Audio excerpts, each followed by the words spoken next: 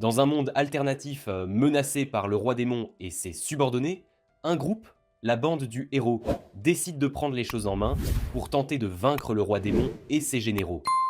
Yuga, le chef du groupe, demande à ses amis s'ils sont bien sûrs de leur décision, car il n'y a plus de retour en arrière possible. Tous trois affirment être totalement prêts à affronter le roi démon, même si cela doit leur coûter la vie. La mage du groupe dit à Yuka qu'ils n'ont pas à s'inquiéter, car elle a fait ses recherches sur chacun des généraux du roi démon et pense qu'ils peuvent les écraser s'ils s'en tiennent au plan. Yuka leur sourit et tous se préparent à entrer dans le château pour la dernière ligne droite de leur bataille contre le seigneur démon. Dès qu'ils franchissent la porte principale, leur chance tourne mal. Leur premier adversaire n'est autre que Yuki, le capitaine des généraux. Yuki dit à la bande du héros qu'il les attend depuis un bon moment et affirme que s'ils veulent poser ne serait-ce qu'un doigt sur le roi démon, ils devront d'abord passer par lui, et qu'aucun d'entre eux n'a la moindre capacité de le vaincre. La mage décide qu'elle en a assez entendu et le coupe brutalement avec une boule de feu en plein visage. Yuki repousse la boule de feu comme s'il s'agissait d'une mouche et leur dit qu'il savait que la bande du héros était faible, mais pas à ce point, au point que leur magie de boule de feu puisse être bloquée par les sorts défensifs les plus basiques. Le tank du groupe s'élance immédiatement pour tenter d'abattre le démon, mais en vain. Yuki esquive simplement tous ses coups avant de lui rendre l'appareil d'un coup de pied qui le renvoie volé en arrière. Immédiatement, la prêtresse de soutien du groupe, nommée Cilia, utilise sa magie pour renforcer Yuga, qui se prépare aussitôt à lancer l'une des attaques les plus puissantes de son épée légendaire Excalibur. Mais Yuki ne bouge pas d'un pouce de là où il se tenait et utilise sa propre attaque qui entre en collision avec les pouvoirs magiques du héros, les submergeant finalement et les projetant tous avec une vague d'énergie sombre qui les assomme.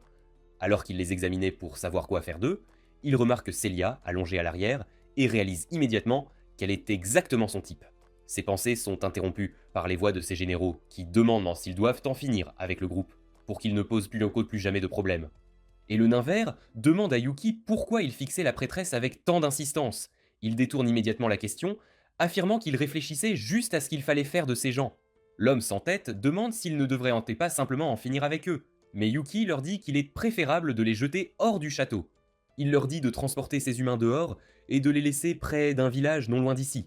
Les trois généraux obéissent et emportent la bande du héros à l'extérieur, tandis que le nain vert dit à Yuki qu'il devrait arrêter de faire ce genre de choses, car il aura sûrement des ennuis avec le roi démon cette fois. Yuki lui dit de ne pas s'inquiéter du roi démon pour l'instant, tandis qu'il jette un dernier regard à Cilia et lui fait ses adieux en pensée alors qu'il l'emmène. Un mois s'écoule depuis ce jour, et la bande du héros continue ses tentatives de siège du château, mais à chaque fois, Yuki les domine facilement et les jette dehors. Un jour, le roi démon lui-même le convoque, et avec son ministre, demande à Yuki pourquoi il n'a pas encore tué la bande du héros. Le ministre se moque de lui, affirmant que la bande du héros doit être incroyablement faible si elle perd contre des faiblards comme Yuki. Toute la cour éclate de rire à cette blague, tandis que Yuki se contente de baisser la tête et ne répond rien. Le roi démon reprend la parole, ce qui crée à nouveau le silence dans la cour. Il dit à Yuki que si la prochaine fois la bande du héros quitte ce château vivante, alors il confiera la tâche de s'en occuper à ses subordonnés. Yuki pense immédiatement à ses subordonnés et décide qu'il ne peut pas laisser cela arriver. Il promet au roi démon qu'il s'assurera que la prochaine fois que la bande du héros entrera dans le château, ils ne verront pas la lumière du jour suivant. De retour dans ses quartiers, il s'allonge sur son lit et réfléchit à la manière dont il doit en finir avec la bande du héros une bonne fois pour toutes la prochaine fois qu'ils entreront dans le château, car il ne peut pas les laisser se battre contre ses subalternes, qui n'auraient aucune chance contre eux. Il pense à quel point la bande du héros est assez forte pour vaincre facilement même le roi démon lui-même, mais il parvient à les tenir à distance simplement parce qu'il possède des compétences surpuissantes et plus forts que tous réunis.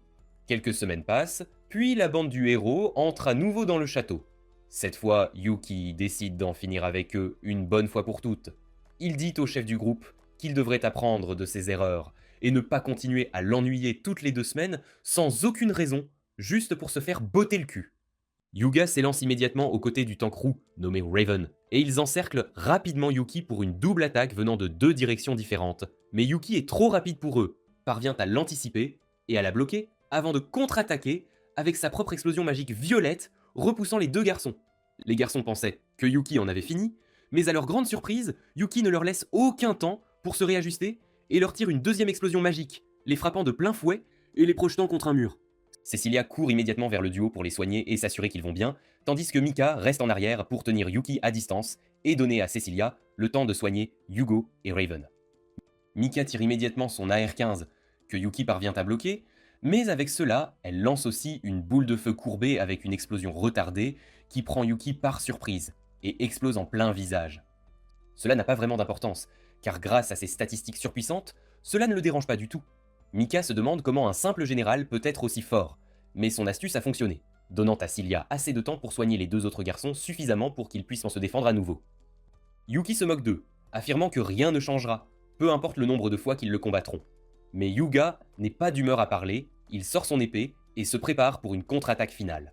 Son épée commence à briller alors qu'il concentre toute l'énergie dans sa lame et fonce sur Yuki pour l'achever d'un coup final. Mais quand la fumée se dissipe, il entend à nouveau la voix de Yuki, lui demandant s'ils croient maintenant qu'ils ne peuvent pas le vaincre, peu importe le nombre de fois qu'ils essaient. Yugo recule, prêt pour une contre-attaque, et dit à Yuki qu'ils n'ont pas vraiment le choix et doivent vaincre le roi démon à tout prix. À leur surprise, Yuki propose de les laisser passer et d'atteindre le roi démon s'ils laissent Cilia derrière eux pour le moment. Hugo est contre cette offre, car il ne peut pas laisser l'un de ses camarades derrière. Mais Mika leur fait entendre raison, car c'est la vie d'une prêtresse contre des millions de personnes. Hugo est toujours incertain, mais Cilia prend la parole de derrière et dit aux membres de son groupe de la laisser et d'avancer. Sur ce, le héros promet de revenir la chercher dès qu'ils en auront fini avec le roi démon et passe la porte vers la pièce suivante. De retour dans la grotte, Yuki commence à se sentir mal à l'aise d'être seul avec Cilia et lui demande comment elle va. Cilia est toujours sur ses gardes et dit à Yuki que même si elle sait qu'elle n'a aucune chance contre lui, elle se battra jusqu'au bout. Sur ce, elle lui tire immédiatement une explosion magique que Yuki bloque et lui dit aussitôt de se calmer, car il n'a aucune intention de lui faire le moindre mal. Cela la déroute et elle demande pourquoi il la fait rester derrière alors. Yuki rassemble alors son courage et admet finalement qu'il est tombé amoureux d'elle depuis la première fois qu'il l'a vue au château, et qu'il aimerait beaucoup sortir avec elle. C'est la dernière chose à laquelle Celia aurait pu s'attendre, et elle est incroyablement choquée, ne sachant que dire. Elle s'excuse simplement auprès de lui, et Yuki comprend l'allusion. Il commence à broyer du noir par terre, affirmant qu'il n'a aucune raison de vivre dans ce monde. Tandis que Celia est toujours incertaine de toute la situation, et se demande si ce n'est pas juste un autre tour que Yuki lui joue pour la faire baisser sa garde. Elle affirme que les démons sont censés être sans cœur, donc ils ne devraient ressentir aucun remords.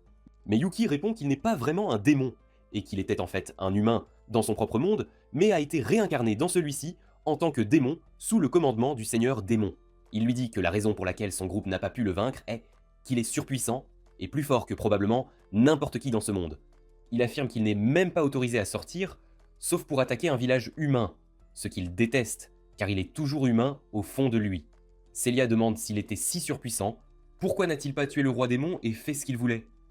Mais Yuki répond que même s'il pouvait tuer le roi démon quand il le voulait, s'il le faisait, les démons le nommeraient prochain roi démon, ce qu'il ne veut absolument pas. Alors, Cilia répond en disant qu'il devrait laisser tomber toute cette histoire de démons et venir dans le monde extérieur pour vivre à nouveau parmi les humains. Yuki ressent soudain une étincelle dans son cœur et décide d'accepter l'offre. Ce fut le jour où le roi démon fut vaincu par la bande du héros. Une immense célébration eut lieu à la capitale royale, où la bande du héros fut honorée par le roi lui-même et une grande fanfare fut organisée pour les héros qui avaient sauvé le pays des griffes du roi démon. Yuki observe tout cela de l'extérieur et décide de briser ses propres cornes pour paraître plus humain. Il achète un tas de vêtements normaux avant de se diriger vers la guilde des aventuriers. Il trouve toute la guilde vide, avec seulement un réceptionniste d'allure grincheuse assis derrière le bureau. Yuki demande joyeusement s'il pourrait être accepté dans la guilde, et le gars nommé Kramon pousse un soupir de frustration, car tout le monde a eu un jour férié pour la célébration de la victoire contre les ténèbres. Mais lui est le malchanceux, qui a dû venir travailler aujourd'hui. Il enregistre Yuki comme aventurier, et lui remet sa carte d'aventurier, le prévenant de ne pas la perdre, car c'est une grande corvée de les rééditer. Quelques semaines passent, pendant lesquelles Yuki s'est acharné, accomplissant quête après quête, devenant l'aventurier le plus rapide à gravir les échelons, passant du rang F au rang D en quelques semaines. Il est le sujet de conversation de la guilde en ce moment.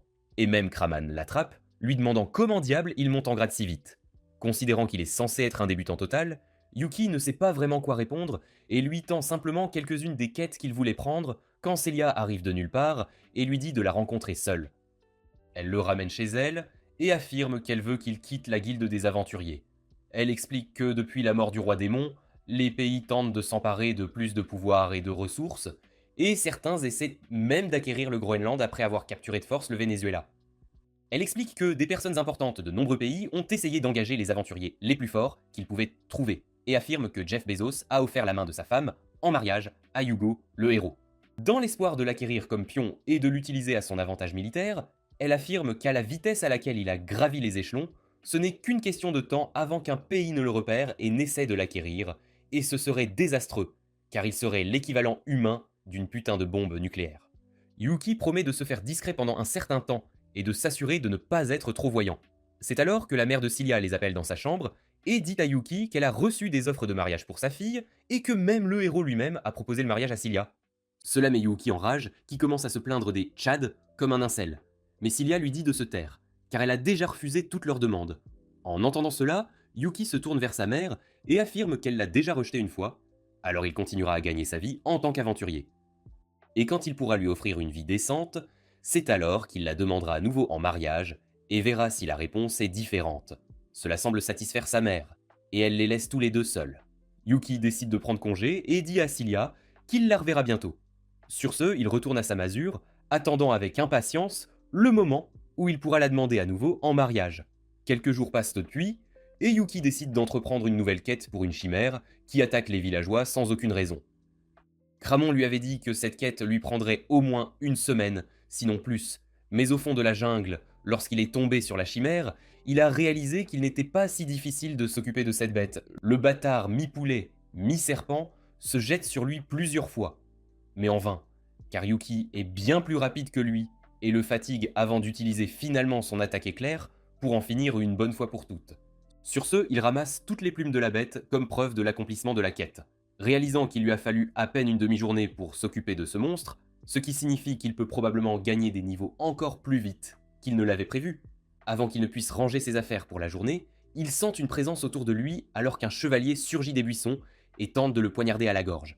Mais Yuki esquive sans effort. Il remarque soudain un homme-oiseau volant au-dessus de lui qui essaie de lui arracher les yeux. Mais Yuki utilise sa magie pour créer une barrière et le repousser. Avant qu'il n'ait eu le temps de retrouver son calme et de comprendre qui l'attaquait, il est attaqué par une fée elfe qu'il reconnaît immédiatement comme Chic, son subordonné.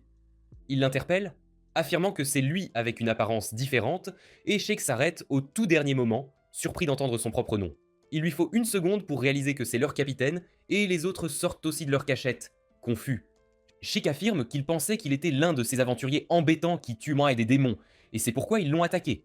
Harpy et Duke sont tous deux choqués de voir que leur capitaine est toujours en vie, car ils pensaient qu'il était mort aux côtés du roi démon lorsque l'Empire est tombé. Yuki affirme qu'il est vraiment heureux de voir qu'ils vont tous bien, mais Duke lui saute immédiatement dessus, lui demandant où diable il est allé après les avoir laissés seuls à la chute du roi démon. Duke affirme qu'ils étaient très inquiets et l'ont cherché partout sans succès. Soudain, il remarque aussi que Yuki ne semble plus avoir ses cornes et ses ailes et ressemble davantage à un humain maintenant. Cela déroute Duke, qui demande où sa corne a disparu et pourquoi il est habillé comme un humain. Yuki lui dit de se taire et de le laisser expliquer. Et sur ce, il commence sa très courte explication sur la façon dont il est un énorme simp qui a avoué son amour à la prêtresse de la bande du héros et a été rejeté. Ses subordonnés sont confus. Comment le capitaine des généraux du roi démon peut-il soudainement vivre comme un humain ? Yuki leur dit qu'il a choisi cette voie lui-même et qu'ils sont libres de suivre ce qu'ils veulent dans ce monde plus paisible. Tous trois refusent immédiatement, affirmant qu'ils veulent rester avec lui et vivre comme des humains, et ils sont aussi très intéressés à rencontrer la personne dont il est tombé amoureux. Yuki leur dit de penser plus réalistement, car cela ne peut pas arriver, étant donné qu'ils sont évidemment des démons et n'auront pas vraiment leur place dans le monde humain. Tous trois conviennent cependant que si leur capitaine peut se transformer pour ressembler davantage à un humain, alors eux aussi le peuvent. En entendant cela, Yuki accepte de les garder avec lui et les emmène rencontrer Cilia, qui est horrifiée d'apprendre que Yuki a arraché les ailes d'Harpy et le réprimande pour ne pas y avoir réfléchi à deux fois. Car même s'il voulait qu'ils aient l'air plus humains, arracher les ailes d'une harpie doit être si douloureux. Harpy s'accroche à Cilia, murmurant qu'elle est gentille, et même Duke et Chic sont impressionnés et l'applaudissent. Sur ce, ils se dirigent tous vers son manoir pour prendre le thé. Et Cilia demande à Duke si c'est la vérité qu'ils étaient tous les subordonnés de Yuki, mentionnant qu'ils ne ressemblent pas beaucoup à des démons. Duke affirme qu'il est en fait un chevalier sans tête. Harpy est une harpie et Sheik est un pixie, qui sont toutes des créatures humanoïdes plutôt que de purs démons. Yuki est surpris de voir à quel point Duke parle, car il n'a jamais été très bavard. Duke répond qu'il ne parlait pas beaucoup à cause du capitaine lui-même. Depuis que Yuki est arrivé en tant que leur capitaine, il le détestait cordialement. Depuis que Yuki est arrivé dans ce monde, il était en fait un ermite complet qui ne parlait même pas à ses subordonnés et osait même manquer de respect et ignorer les ordres que lui donnait son supérieur direct Xi, qui affirmait que c'était une perte de temps totale de s'occuper de Yuki. En entendant cela, Duke décida qu'il s'occuperait lui-même de ce nouveau capitaine agaçant et lui apprendrait comment les choses fonctionnaient ici par la force. Mais Yuki s'est avéré être bien trop fort pour Duke, qui s'est fait botter le cul par son capitaine, ce qui lui a donné un nouveau respect pour la force que possédait Yuki. Cilia affirme qu'ils semblent beaucoup se soucier de leur capitaine maintenant. Et Duke accepte que tous trois aient commencé à se soucier du capitaine et le capitaine 2. C'est alors que Yuki réalise qu'il n'entend plus Harpy et Shake jouer et essaie de les trouver. Réalisant qu'ils ne savent pas à quel point ils auraient des problèmes si la nouvelle se répandait que Cilia hébergeait une bande de démons. Bientôt, il trouve Shake endormi sur les genoux de la mère de Cilia, qui affirme qu'il courait dans le jardin mais s'est vite épuisé et s'est endormi. Yuki s'excuse immédiatement auprès d'elle, affirmant que Shake est son ami et ne sait pas mieux faire. Mais la mère de Celia lui dit de ne pas trop s'inquiéter, car elle adore les enfants. Yuki demande ensuite si elle a vu une fille qui jouait avec lui, et la mère de Celia affirme que Sophia, leur femme de chambre, vient d'emmener cette fille à l'intérieur du manoir. Tous se précipitent immédiatement vers le manoir, inquiets de ce que Harpy pourrait faire si elle avait peur. Mais ils la trouvent très discrète et très attentive dans un uniforme de femme de chambre que Sophia lui avait fait porter. Sophia présente immédiatement la femme de chambre à Cilia et aux autres comme une nouvelle recrue nommée Harpy. Mais Cilia explique qu'elle est en fait l'amie de Yuki. Sophia s'excuse, affirmant qu'une nouvelle femme de chambre devait commencer à travailler aujourd'hui, ce qui l'a induite en erreur. Yuki dit à Harpy d'aller se changer, mais Harpy lui dit qu'elle veut travailler et demande à Sophia si elle pourrait travailler ici. Sophia sourit, affirmant qu'elle lui montrera bientôt les quartiers des domestiques. Au moment où le soir tombe, Yuki et ses amis, à l'exception d'Harpy, se préparent à partir, et Shake se frotte les yeux paresseusement en marmonnant à quel point Harpy a de la chance de pouvoir rester dans le grand manoir. Cilia leur dit de venir quand ils veulent, et sa mère prend Yuki à part, affirmant que Cilia a été très occupée par beaucoup de travail dernièrement et n'a pas eu le temps de se reposer depuis un moment, alors elle s'assurera que Cilia prenne un jour de congé demain et demande à Yuki de l'emmener en rendez-vous. Le lendemain matin, Yuki attend impatiemment Cilia sur la place de la ville. Et elle arrive dans son magnifique chariot tiré par 2 griffons. Elle en descend rapidement, mais a complètement changé d'apparence, vêtue comme une roturière et portant d'épaisses lunettes. Yuki est subjugué par sa beauté et lui prend la main avant qu'ils ne commencent à flâner dans la ville. Cilia semble intéressée par toutes les petites choses qu'elle voit et s'arrête devant une pâtisserie, suppliant Yuki d'y prendre le thé plus tard. Ils visitent pendant plusieurs autres endroits, jouent avec des chats, essaient de nouvelles robes, et Yuki allait enfin l'emmener dans une boutique de cadeaux pour lui offrir un joli petit souvenir de cette journée, mais sa chance tourne mal car il s'avère que le héros Yuga et Mika étaient aussi en rendez-vous aujourd'hui, en tenue civile. Yuga court immédiatement vers Cilia et commence à lui faire la cour, ignorant complètement Yuki qui se tenait juste là. Yuga dit à Cilia qu'elle devrait les rejoindre, ce que Yuki n'apprécie pas du tout. Heureusement, Cilia répond qu'elle est aussi sortie avec un ami pour la journée. C'est alors que Yuga réalise que Yuki est également là. Il ne s'en soucie pas vraiment et répond qu'il peut venir aussi s'il le souhaite, puis il entre dans la boutique de cadeaux avec Cilia, laissant Mika et Yuki derrière. Mika semble aussi énervée que Yuki, affirmant qu'elle espère que Cilia tombera amoureuse d'un roturier comme lui. Cela rend Yuki un peu heureux, mais il réalise vite que Mika le disait comme une insulte envers Cilia et rien d'autre. Il réalise que Mika semble être une personne vraiment horrible. Pendant ce temps, le héros est toujours dans la boutique de cadeaux, parlant à Cilia. Yuki pense au fait que Cilia a déjà refusé la demande en mariage du héros une fois. Tout homme sensé ferait demi-tour et laisserait la jeune femme tranquille. Mais ce héros semble être un peu trop effronté, mais Yuki décide qu'il ne va pas non plus reculer si facilement. Il entre dans le magasin et choisit un collier pour Cilia, lui demandant si elle l'aime. Cilia rougit et répond qu'elle trouve ça vraiment magnifique. C'est alors que Yuga surgit avec un énorme diadème d'émeraude, se vantant que c'est la chose la plus chère de tout le magasin, et enlève le chapeau de Cilia pour le lui mettre. Les lunettes de Cilia tombent au sol, et la foule la reconnaît immédiatement comme Cilia la prêtresse, et les autres doivent être Makana et Yuga. La foule les encercle complètement, tandis que Yuki est laissé pour compte, n'étant fondamentalement personne. Il court rapidement après la foule, essayant de retrouver Cilia. Mais il tombe plutôt sur le grand épéiste nommé Raven, qui est également entouré d'un groupe de filles. Il décide d'aider le pauvre gars, et distrait les filles avant de lui prendre la main et de s'enfuir avec lui dans une ruelle. Il décide rapidement de partir, mais Raven l'arrête. Yuki est surpris par la voix si féminine de Raven. Mais il n'a pas le temps pour tout ça.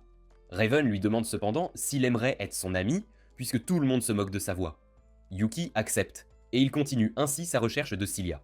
Il la trouve bientôt, déguisée, près d'un petit garçon qui a perdu sa mère dans la foule. Yuki décide d'aider, et ensemble, ils commencent à chercher la mère du garçon. Yuki dit à Cilia qu'elle devrait rentrer chez elle, mais elle refuse, et la recherche continue. Le lendemain matin, quand Yuki va rencontrer Cilia, sa mère le salue et lui dit que Cilia s'est effondrée le matin, épuisée par l'agitation d'hier avec le public. Il s'excuse de ne pas avoir pu prendre soin d'elle, mais sa mère lui dit de ne pas s'inquiéter, car c'était clairement la faute du héros pour tout cela.